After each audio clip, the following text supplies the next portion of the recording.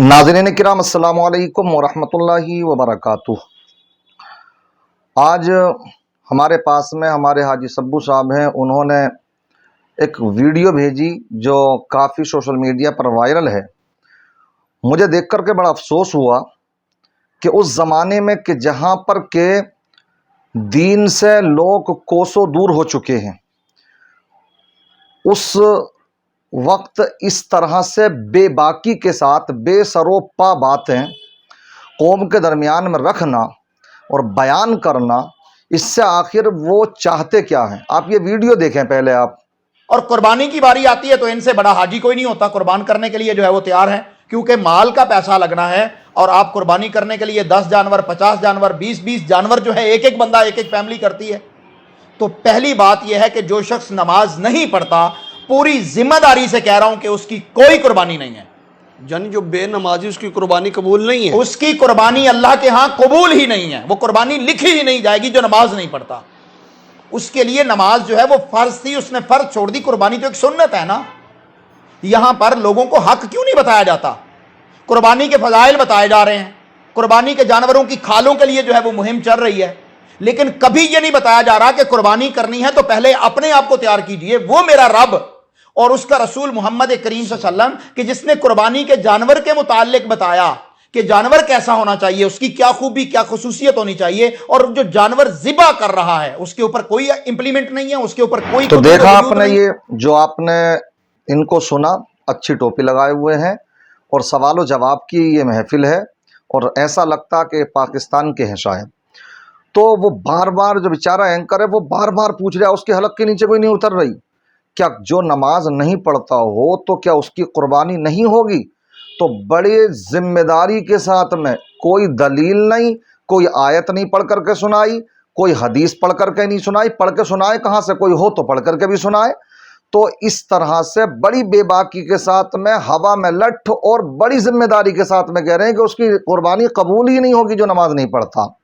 मैं आपको बतलाता चलूं, देखिए अगर कोई नमाज नहीं पढ़ता, वो मुसलमान है अगर, तो वाकई वो सख्त गुनहगार है।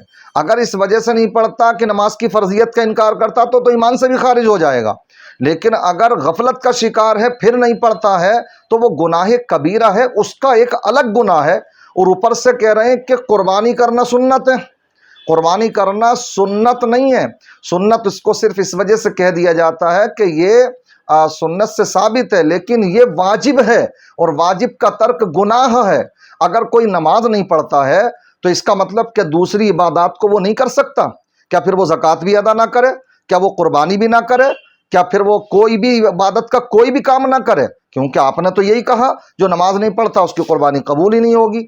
और पता ना इनके यहाँ पर कौन से ऐसे ख़ानदान हैं कि जो एक एक आदमी 10-10, 20-20 कुर्बानी कर दे रहा।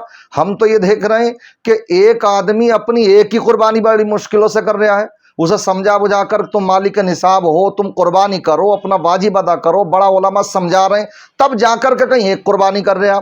और ये कह रहे हैं कि एक एक आदमी 10-10, 20-20 कुर्बानी कर दे रहा। हमने तो नहीं देखा कहीं इस तरह का।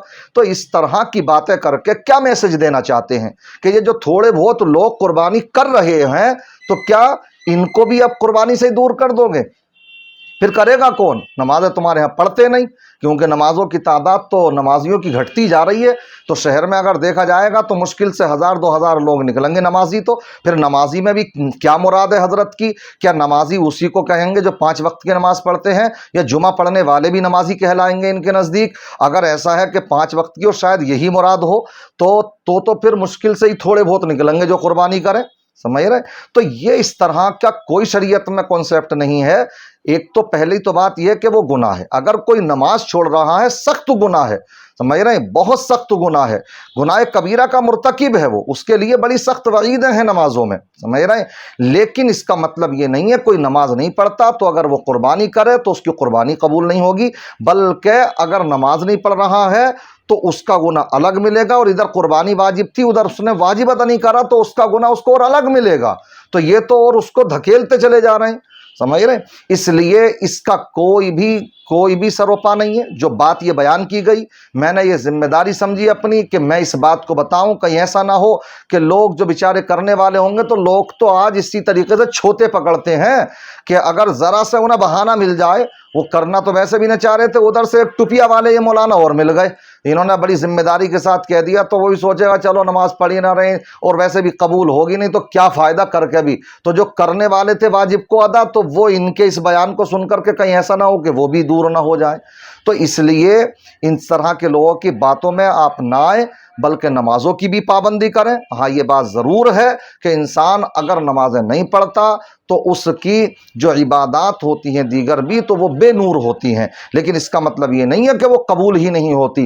دوسرا معاملہ, قبولیت کا معاملہ تو ایک پوشیدہ معاملہ ہے, تو اللہ اور بندے کے درمیان میں اللہ جانے, لیکن ہمیں جو کرنے کا حکم دیا گیا ہے تو وہ یہی حکم دیا گیا ہے, ہم نمازیں بھی پڑھیں اور قربانیاں بھی کریں. میں کہنا چاہتا ہوں ایسے تو پھر آپ ایک یہ بتلائیے مجھے, کوئی چور انسان ہے, چوری کرتا, پیشہ اس کا چوری کرنے کا, ساتھ میں وہ نمازیں بھی پڑھتا, تو کیا کہیں گے آپ اس کو؟ چور کی چوری کو چوری کہا جائے گا کہ وہ ایک گناہ کرتا ہے, لیکن رہا اس کا نماز پڑھنا, تو نمازیں جو ادا کر رہا تو وہ تو اس کی فرضیت ادا ہوگی نا. یہ تو نہیں کہہ سکتے کہ اس کو چور کی سزا ملے گی چوری کرنے کی, لیکن نمازیں جو پڑھی ہیں تو وہ اس سے تو بری ذمہ ہوگا اپنے فرض سے. یہ تو نہیں ہو سکتا چوری کر رہا تو وہ نمازیں بھی نہ پڑھے, سمجھ رہے, کوئی شراب پی رہا تو اب وہ جو ہے نمازیں بھی نہ پڑھے, کوئی قربانی بھی نہ کرے, کچھ بھی نہ کرے, کیوں کو قبول ہی نہیں ہونی ہے کچھ. تو بھائی یہ اس طرح کی باتیں کرنے کی ضرورت نہیں ہے. سیدھے سیدھے بات بتاؤ کہ اگر کوئی گناہ کرے گا انسان تو اس کا گناہ اس کو ملے گا, لیکن جو عبادت کرے گا تو اس کا ثواب بھی اس کو ملے گا. اور دعا کریں اللہ تعالیٰ ہمارے معاشرے کو نمازی بنائے. اللہ کی بارگاہ میں دعا ہے اللہ تبارک و تعالیٰ مجھے آپ کو ان باتوں پر عمل کرنے کی توفیق رفیق عطا فرمائے, اور دین کو سمجھنے کی توفیق رفیق عطا فرمائے, اور دین میں اس طرح کی مداخلت کرنے سے ہم سب کو پرہیز کرنے کی توفیق رفیق عطا فرمائے. السلام علیکم ورحمۃ اللہ وبرکاتہ.